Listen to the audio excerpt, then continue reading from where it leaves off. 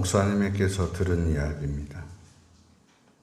오픈 스포츠카를 운전하여 신나게 산길을 달려가던 한 청년이 갑자기 방향을 바꾸는 지점에서 실수하여 벼랑으로 떨어지게 되었습니다.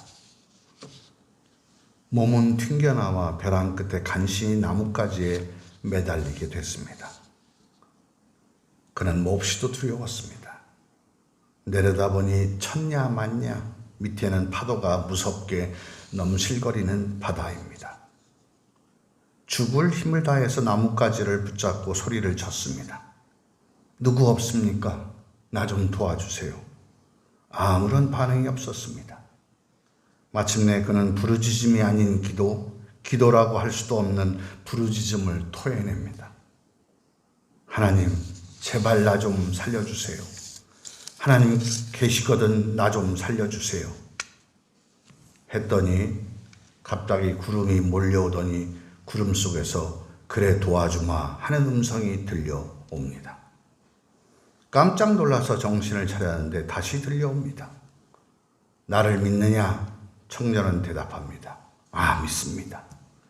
나를 신뢰하느냐? 야, 신뢰합니다. 그러면 나뭇가지를 놓아라. 오랜 침묵이 흘렀습니다. 이 청년은 다시 소리질렀습니다. 거기 누구 다른 사람 없나요?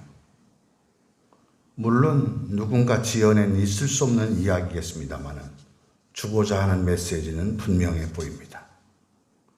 철학자 키에르케고르의 명언이 있습니다.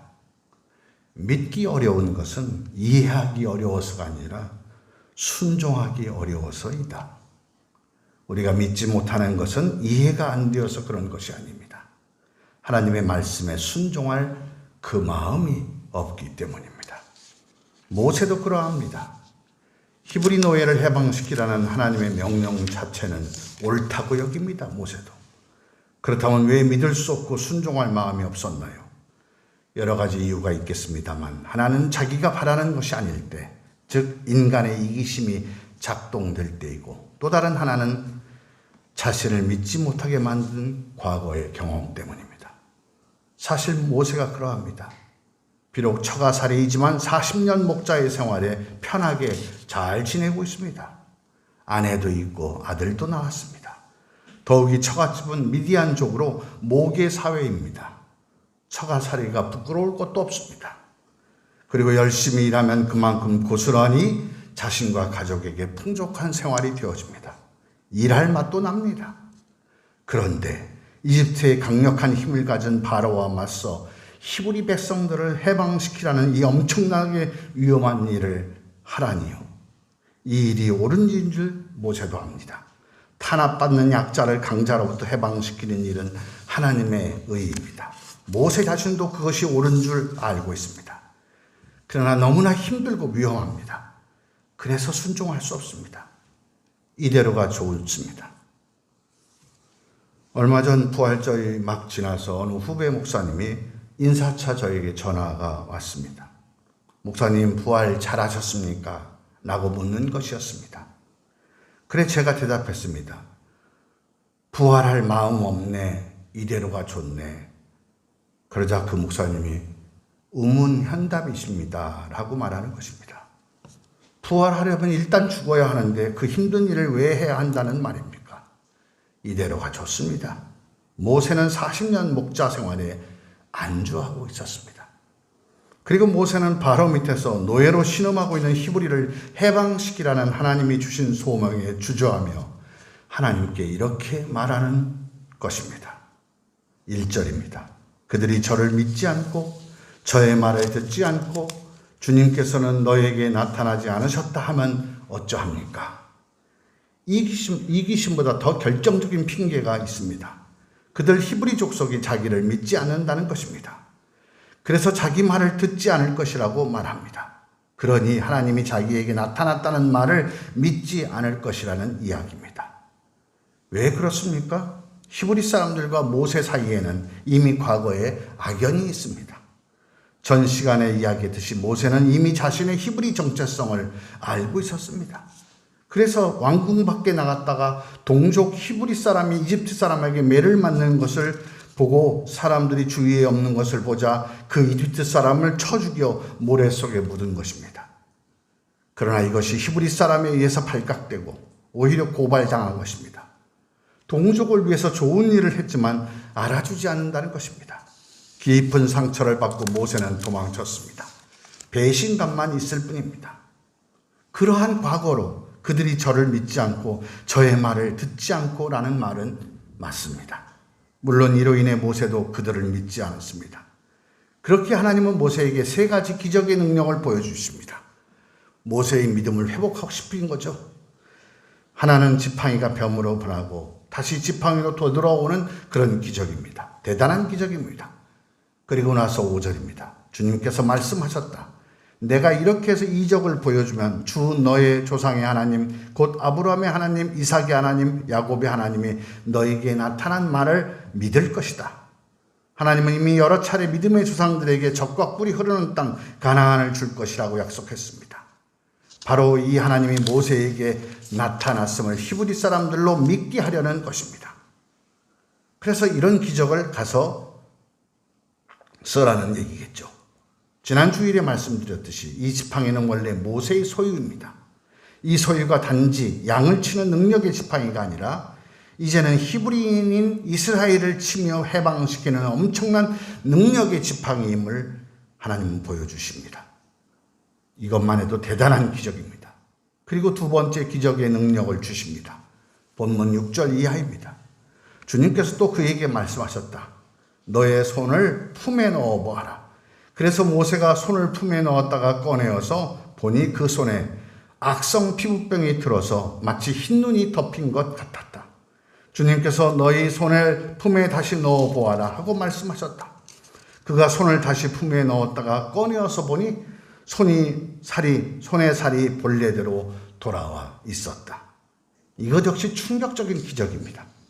우리가 이런 기적을 보았으면 우리 모두가 탄성을 질렀을 것입니다. 실제로 본문 6절과 7절에 꺼내어서 보니라는 말은 감탄사입니다.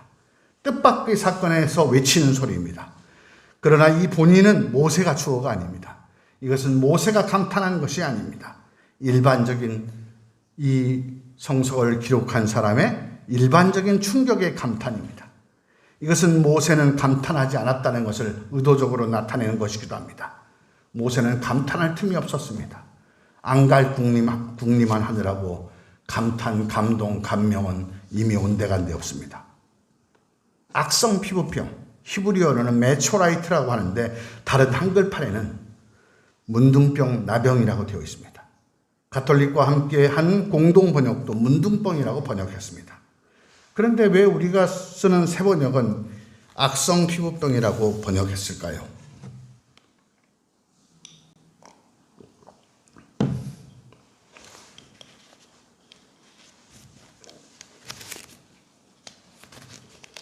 여기에는 2가지 이유가 있습니다. 하나는 오늘날 알려진 문둥병과는 다른 피부병이라는 의학적 견해를 받아들인 것이고, 또 하나는 문둥병일지라도 현재 한센병에서 회복된 이들이 이미 차별의 언어의 기능을 가진 문둥병이나 나병으로 자신들의 병명이 불리기를 바라지 않는다는 주장을 받아들였기 때문입니다. 최근 번역된 영어 성경판도 A severe skin disease, 심각한 피부 질환이거나 A dreaded skin disease, 무서운 피부병이라고 번역되어 있는 것으로 보아 문둥병이라기보다는 치명적인 피부병을 말하고 있는 것으로 보입니다. 이 기적의 핵심은 병명에 있는 것이 아니라 모세의 손을 모세 자신의 품에 넣었더니 손이 하얗게 눈처럼 덮인 것 같은 피부병이 걸렸다는 것이요. 또다시 품에 넣으니 다시 본래대로 온전하게 되었다는 것입니다. 여기 중요한 것은 손도 품도 모세의 것이라는 것입니다. 본문에서 손은 분명 너의 손이라고 히브리어 카라는 너의라는 소규격이 있지만 품에는 너의라는 말을 번역하지 않았습니다. 그 이후에도 번역한 게 있고 번역하지 않은 게 있습니다. 이것은 의도적으로라도 번역해야 합니다. 너의 품입니다. 너의 손이고 너의 품입니다. 이 기적은 앞서 지팡이에 있는 모세의 소유를 넘어 모세 자신을 가리키는 말입니다. 무슨 뜻입니까? 하얗게 눈처럼 덮인 피부병에 걸린 것도 그의 손이었고 원래대로 되돌아와 치유된 손도 그의 손입니다. 무슨 말입니까? 이스라엘 백성들은 지금 노예라는 중병에 걸려 있습니다. 어쩌면 치유될 수 없는 병입니다. 모세의 손이 악성 피부병에 걸린 것은 노예로 찌들 대로 찌든 이스라엘의 현실입니다. 노예 근성은 쉽게 사라질 수 있는 병이 아닙니다. 그렇게 40년을 광야에서 방황했습니다. 가나안까지 그냥 직진으로 걸어가면 40일도 안 걸릴 거리를 40년간 간 것입니다. 이렇게 주인이 되기가, 원래의 자기 모습으로 되돌아가기가 힘이 든 것입니다. 모세의 손은 바로 이스라엘입니다. 모세 자신이 이스라엘의 운명입니다. 그리고 발병이 되고 치유가 되는 것은 모세의 품, 모세의 가슴이 결정합니다. 그의 마음에 달려 있습니다. 그의 믿음에 달려 있습니다. 하나님도 어쩔 수 없습니다. 가끔 병원에 갈 때마다 저는 생각해 봅니다. 물론 그렇지 않은 경우도 많습니다만 병은 자기 자신이 부주의하고 절제하지 않고 하고 싶은 대로 하고 먹고 싶은 대로 먹고 자고 싶은 대로 자고 일 중독에 빠지고 제 마음대로 해서 걸린 것입니다. 그런데도 저는 병원에 가서 뻔뻔하게 의사에게 고쳐놓으라고 합니다. 죄는 자기가 짓고 회개는 다른 사람이 한 그런 꼴이라고 생각합니다. 미안해하지도 않습니다. 참 뻔뻔합니다. 오래전 저를 진료했던 제 후배 의사가 저에게 말합니다. 선배님, 몸에게 좀 미안해하십시오. 좀 너무하지 않나요? 그리고 저에게 따끔하게 일침을 놓습니다. 하나님이 만드신 우리 몸인데 목사님 맞아요? 할 말이 없었습니다. 그리고 의사가 여러 가지 건강을 위한 충고를 해줍니다. 먹을 것과 운동과 자는 것과 일하는 양에 대해 말해줍니다. 참으로 소중한 것들입니다. 그러나 잘 안 들었습니다. 자기 마음대로 살았습니다. 실제로 의사의 충고를 듣지 않고 믿지도 않았습니다. 발병도 치유도 내 손 내 몸입니다. 발병도 치유도 내 품에서, 내 가슴에서, 내 마음에서, 내 믿음에서 일어나는 것입니다. 내 품, 내 믿음이 결정한 것입니다. 그러나 아무리 좋은 처방도 듣지 않으면 소용이 없습니다. 아무리 좋은 말씀과 가르침을 주어도 사람이 받지 못하고 믿지 못하면 소용이 없습니다. 듣는 내가 믿음이 없는데 무슨 치유가 되고 무슨 구원이 있겠습니까? 오죽했으면 예수님은 이 가르침을 받아들이지 못하는 사람들을 개나 돼지에 비유했겠습니까? 마태복음 7장 6절입니다. 거룩한 것을 개에게 주지 말고 너희의 진주를 돼지 앞에 던지지 말라. 그들이 발로 그것을 짓밟고 되돌아서서 너희를 물어 뜯을지도 모른다. 거룩한 것을 거룩한 것인 줄 모르고 소중한 것을 소중한 것인 줄 모른다면 아무리 좋은 가르침도 오히려 역효과가 납니다. 짓밟고 되돌아서서 물어뜯기까지 합니다. 저도 하나님에게 많이 되들었습니다. 철없던 시절에는 소중한 진주 같은 교훈을 주시는 부모님, 선생님, 목사님, 스승님께 많이 되들었습니다. 지금도 어쩌면 그리 살지도 모릅니다. 이스라엘의 운명은 모세의 손에 달려 있습니다. 이스라엘이 노예 근성으로 사느냐 아니면 해방되고 치유되어 주인이 되느냐 하는 것은 모세의 품, 모세의 믿음에 달려 있습니다. 아무리 엄청난 능력을 주고 엄청난 기적의 능력을 주어도 하나님의 말씀, 하나님의 가르침, 하나님의 약속을 믿지 못하면 소용이 없습니다. 이스라엘 운명도 여기가 끝인 것입니다. 모세는 광야길에서 여러 번 하나님께 되들었습니다. 이렇게 말 안 듣는 사람을 왜 저에게 맡겨주었냐고, 내가 뭐라고 했냐고, 이들이 하나님을 믿지 않고 해방을 원하지도 않고 그저 먹을 것만 주면 되는 노예 근성의 이스라엘이라고 하지 않았냐고 하면서 하나님께 되들었습니다. 이스라엘 백성들이 힘들 때마다 모세를 불평하며 원망하고 모세에게 대들듯이 모세도 역시 하나님께 불평하고 원망하며 대들었습니다. 결국 광야 40년을 겪어야 했던 것입니다. 이렇게 주인이 되는 것, 주체적 인간이 되는 것이 힘이 드는 것입니다. 그러나 이것만은 알아야 됩니다. 하나님이 문제가 아닙니다. 문제는 나입니다. 내 손, 내 몸입니다. 내 품, 내 마음입니다. 내 믿음입니다. 산돌교회가 건강하고 거룩한 공동체가 되려면 하나님이 정신 차려야 합니까? 하나님 어떻게 해주세요? 이미 수도 없이 얘기했습니다. 하나님이 좀 더 신경 써야 합니까? 아닙니다. 내 손이 기도의 손인가? 봉사의 손인가? 내 몸이 어떤 몸인가? 내 품이 무엇을 생각하고 있는가? 내 가슴이 무엇을 믿고 있는가? 내 믿음입니다. 내가 내 가정의 운명을 결정합니다. 내가 산돌교의 운명을 결정합니다. 내가 목포의 운명을 결정하고 내가 이 나라를 결정하고 세계를 결정합니다. 문제는 내 믿음입니다. 그리고 내가 나를 구원할 뿐입니다. 예수님은 복음서 곳곳에서 치유를 하며 말씀하십니다. 네 믿음이, 내 믿음이 너를 구원하였다. 내 믿음이 나를 구원합니다.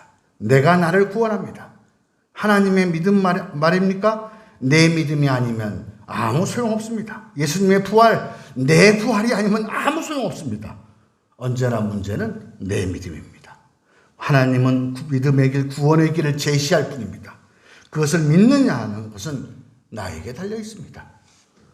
어떤 일이 성공하기 위해서는 세 가지 믿음이 있어야 한다고 합니다. 내가 남을 믿어야 하고, 남이 나를 믿어야 하고, 그리고 더 궁극적으로는 내가 나를 믿어야 합니다. 이 세 가지 믿음의 공통이 뭡니까? 나입니다. 그래서 하나님의 이름이 바로 야훼가 바로 나라는 뜻입니다. 모세가 하나님의 이름을 묻자 출애굽기 3장 14절에서 하나님은 대답하십니다. 하나님이 모세에게 대답하였다. 나는 곧 나다. 너는 이스라엘 자손에게 이르기를 나라고 하는 분이 너를 그들에게 보냈다고 하여라. 하나님의 이름이 나입니다. 정신분석자이자 심리학자인 칼 융과 프로이드 이후 그 전에서 있었다는 얘기도 있습니다만은 심리학자들은 한결같이 하나님 신을 셀프라고 나 자신이라고 합니다. 마태복음 22장 37절에 보면은 그런 얘기가 나와 있죠. 너희 하나님을 사랑하라. 그리고 내 이웃을 내 자신과 같이 사랑한다. 그 자신이 누구겠어요? 하나님을 사랑하듯이 사랑하라는 말입니다. 그래서 이웃 사랑과 하나님 사랑은 첫째와 둘째가 아니라 동일한 설명입니다. 하나님이신 나, 이 참나에 이르는 과정, 이것이 믿음의 과정입니다. 그리고 이것이 구원의 과정입니다. 문제는 나입니다. 지금 나는 참나로 살려고 하고 있습니까? 아니면 내 편리대로 사는, 내 이기심을, 가족주의에 빠진 삶을 사는, 내 과거에 매여 사는 거짓 나, 불신의 나로 살고 있지는 않습니까? 우리는 나는 나다라고 말하며 당당하게 살고 있습니까? 주체적인 믿음의 나로 살고 있냐는 것입니다. 내 믿음이 너를 구원합니다. 나의 부활이 나를 구원합니다. 나의 십자가가 나를 구원합니다. 나에게서 발병도 되고 나에게서 치유도 됩니다. 내 손과 내 품에서입니다. 다시 본문 7절입니다. 주님께서 너의 손을 품에 다시 넣어 보아라 하고 말씀하셨다. 그가 손을 다시 품에 넣었다가 꺼내어서 보니 손의 살이 본래대로 돌아와 있었다.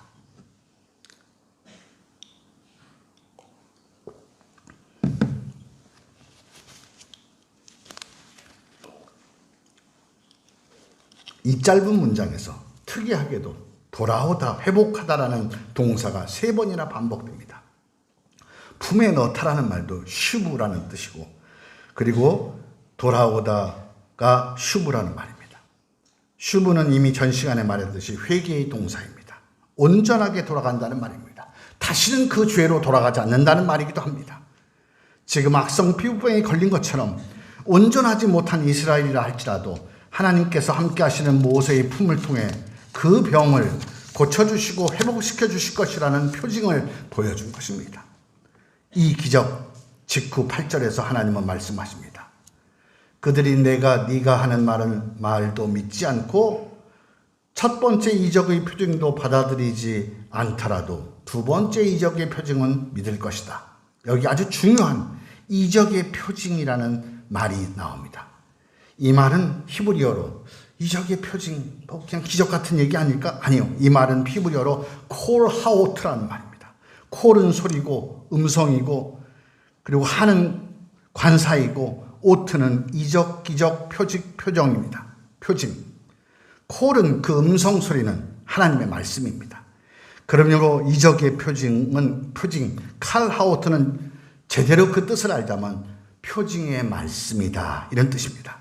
하나님의 말씀은 표징, 사건을 나타냅니다. 하나님의 말씀은 말이 아닙니다. 사건이고 삶입니다. 이적 사건입니다. 악성 피부병이 나은 사건 자체가 하나님의 말씀이라는 것입니다. 하나님의 말씀 자체가 창조였지요. 가라사대 자체가요. 말씀 자체가 사건이요 삶의 변화입니다. 실제로 말씀이라는 히브리어 나바르는 동사로 쓸 때에는 역사적 사건이 일어나다라는 뜻으로 씁니다.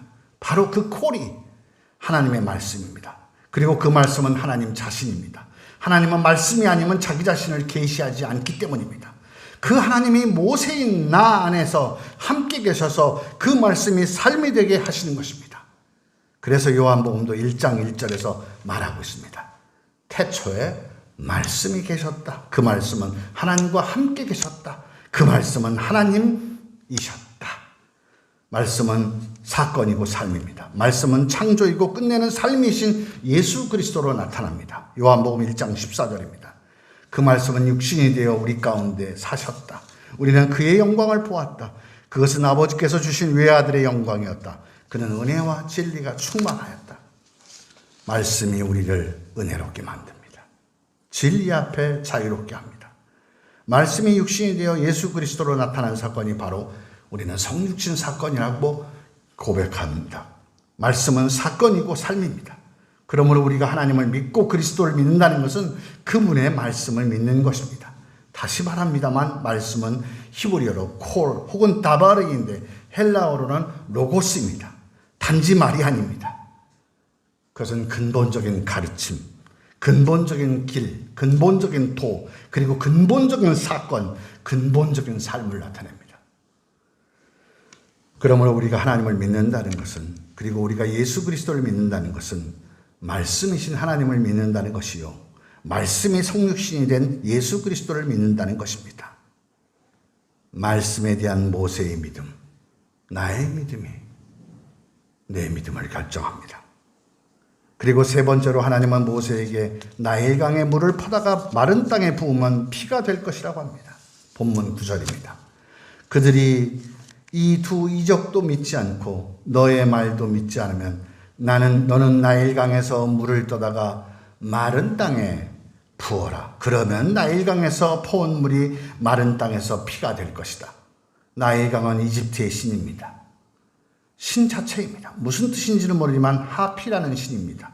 이것은 첫 재앙과 관련되어 있는데 이집트의 그 신을 죽임으로 몰고 갈 것이라는 말입니다. 죽임으로 몰고 갈 것이라는 말입니다. 사람을 노예로 탄압하는 바로를 두둔하는 그 사악한 신에 대한 심판입니다. 그런 신은 가짜입니다. 그 가짜 신의 노예가 된 거죠. 불의한 권력을 위해 불의한 권력자 바로가 만든 신입니다. 만들어진 신입니다. 거짓 신은 이렇게 만들어집니다. 이런 신은 상식적으로도 있을 수 없습니다. 좀 상식 바뀌네, 몰상식이네, 비상식이네, 금방 알아차려야 됩니다. 신앙을 제대로 갖고 있는 사람은 무엇이 이단인지 금방 압니다. 저건 사기네, 금방 알죠. 여러분도 아마 잘 알 것입니다. 권력을 위해 만들어진 신입니다. 그 나일강의 하피신은 비상식적이고 몰상식입니다. 여기에 속아서는 안 되죠. 함석헌 선생님은 이렇게 말합니다. 믿음은 상식적이어야 합니다. 상식은 곧 세상을 알미요 세상을 앓은 이웃을 사랑합니다. 상식에 어그러진 믿음은 사랑 없는 믿음, 그것은 뿌리 없는 나무다. 믿음은 제 힘으로 땅의 진액을 빨아올리고 햇빛과 비바람을 받아 자라야 하는 것이다. 욕심으로 기도하여 하룻밤 동안의 감정으로 기른 믿음은 콩나물 믿음, 그것은 햇빛이 나면은 금방 말라 죽어버린다. 권력을 탐하기 위해서 만들어진 신에 대한 믿음은 없어야 됩니다. 애초부터 가짜입니다. 하나님은 사랑이십니다. 하나님은 구원하기 위해서, 누구를 지배하기 위해서가 아니라 구원하기 위해서 이적, 기적, 표징을 보여주십니다. 하나님이 모세에게 보여준 기적은 사랑입니다. 구원입니다. 하나님이 모세에게 요구한 믿음은 바로 이 믿음입니다. 황당한 기적이 아닙니다. 자기를 의수되듯 나타내고 남을 제비하기 위한 그런 황당한 기적이 아닙니다. 그래서 표적이다. 하나님의 사인이다. 이렇게 말하는 것입니다. 선생님, 제가 물 위를 걸어 겐지스강을 건널 수 있게 되었습니다. 제가 물 위를 건너 겐지스강을 건널 수 있게 되었습니다. 한 수행자가 인도의 정신적 지도자인 라마 크리슈나를 찾아가 의기양양하게 자신의 높아진 도력을 자찬했습니다. 눈을 지그시 감고 듣고 있던 라마 크리슈나가 물었습니다. 그래, 몇 년이나 수련을 했는가? 제자가 대답했습니다. 18년 만에 이루어냈습니다. 스승은 다시 물었습니다. 여보게, 겐지스강을 건너는데 배값이 얼마인가? 뱃삭이 얼마인가? 제자가 대답했습니다. 18루피라고 들었습니다. 이 말을 들은 라마 크리슈나가 수행자에게 말했습니다. 자네는 18년 동안 수행해서 겨우 18루피를 벌었네. 요즘으로 계산하면 1루피는 15원이니까 18루피는 270원입니다. 값싼 기적에 놀아나지 마십시오. 예수님도 우리가 바다를 걸었다고 칭찬하시지 않습니다. 예수님이 풍랑이 있는 바다 위를 걸으신 것은 값싼 기적이 아닙니다. 내가 하나님의 아들이라고 폼잡고 메시아를 보여주기 위한 것이 아닙니다. 그래서 성서가 표징이라고 말을 씁니다. 하나님의 사인이었습니다. 복음 선교를 방해하는 거센 세상의 풍조를 당당히 이기신 표징을 나타낸 것입니다. 무엇이요? 예수님, 그리고 그의 말씀, 그의 가르침이, 그의 로고스가. 복음은 하나님의 깊은 메시지, 콜, 다바르 로고스입니다. 말씀입니다. 믿음은 말씀에 대한 믿음입니다. 배철현 교수는 그의 저서 시면에서 이렇게 말합니다. 믿음이란 자신에게 소중한 것을 헤아려 알고 그것들의 우선순위를 매기고 그것을 지키려는 삶의 태도다. 이것이 없다면 타인의 이데올로기에 쉽게 동의해버려 결국 자신만의 고귀한 특권을 포기하게 된다. 스스로에게 소중한 것이 무엇인지 깊이 헤아리는 행위가 곧 믿음의 시작이다. 그 소중한 것이 바로 우리에게는 말씀이요. 그 말씀에 대한 믿음만이 우리를, 그리고 우리가 속해 있는 세상을 거짓힘으로부터 해방시켜 줄 것입니다. 이제 이 말씀을 듣고 깨닫는 믿음을 구하십시오. 그리고 그들 말씀을 삶과 입으로 전하십시오. 들을 귀는 들으십시오. 비로소 너와 내가 사는 세상은 비로소 믿을 만한 세상이 될 것입니다. 기도합시다. 은혜로우신 하나님 아버지, 감사합니다. 오늘 모든 사건은 내 손에서, 내 품에서, 내 안에 하나님, 내 안에 내가, 참 내가 존재하느냐에 달려 있습니다. 그 나는 말씀으로 풀이됩니다. 주님, 소중한 근본적인 길입니다. 내가 그것을 지켜나가고 있는지, 다른 어떤 것보다도 바울처럼 다른 어떤 것들은 오물처럼 여기며 그것을 향하여 온몸을 기울여 가고 있는지 우리의 믿음을 다시 살피게 하옵소서. 그래서 거짓으로부터 해방되는, 압력으로부터, 지배로부터, 핍박으로부터 해방되는 우리가 되게 하여 주옵소서. 예수님의 이름으로 기도하옵나이다. 아멘.